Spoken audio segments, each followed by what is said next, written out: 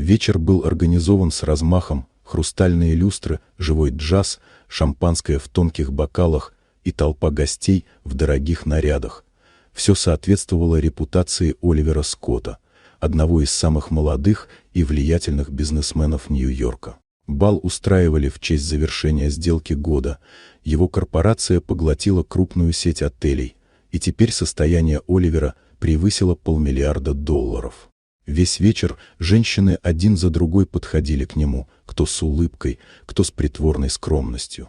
Он был самым завидным холостяком вечера. Но Оливер лишь вежливо кивал, отказывался от танцев и продолжал держать в руках бокал, словно создавая вокруг себя невидимую стену.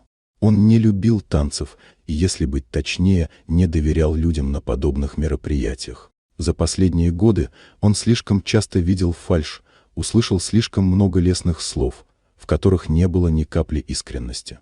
Когда вечер уже подходил к финалу, и многие начали расходиться, в зал вошла женщина в синей униформе. Она была с ведром и шваброй, с виду невзрачная, немного усталая, с собранными в узел темными волосами. Ее звали Эмили. Она работала уборщицей в этом банкетном зале уже несколько лет. Обычно в таких случаях она ждала, пока гости полностью уйдут, но сегодня ей нужно было закончить раньше, чтобы успеть на последний автобус.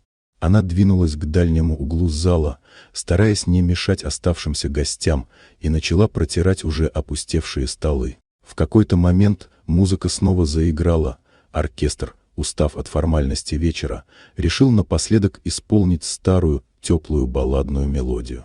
Оливер посмотрел в ее сторону почти случайно. В этот момент Эмили, не замечая никого, чуть покачнулась в ритме музыки. Это было настолько непринужденно, так естественно, что контраст между ней и всем, что окружало, оказался разительным. Она не танцевала, просто двигалась с легкой улыбкой, как будто хотела на минуту отвлечься от усталости.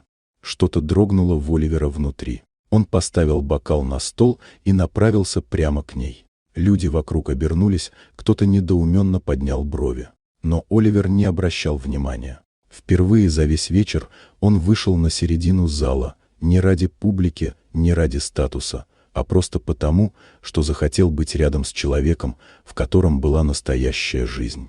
Это был не танец ради внимания. Это был момент, в котором встретились два мира, блестящий и показной, и тихий, честный, забытый. После того вечера жизнь Оливера изменилась. Он начал чаще появляться в тех местах, где не было фальши. А спустя полгода его увидели в том же банкетном зале, но уже не в смокинге, а в рабочей одежде. Он пришел помочь Эмили вымыть пол после нового вечера, устроенного по его инициативе. Вечера благодарности для тех, чьи имена обычно не упоминаются в списках гостей. Вот такая удивительная история. Дорогие друзья, если вам понравилось видео, поставьте лайк, а также подписывайтесь на канал, впереди еще много интересного.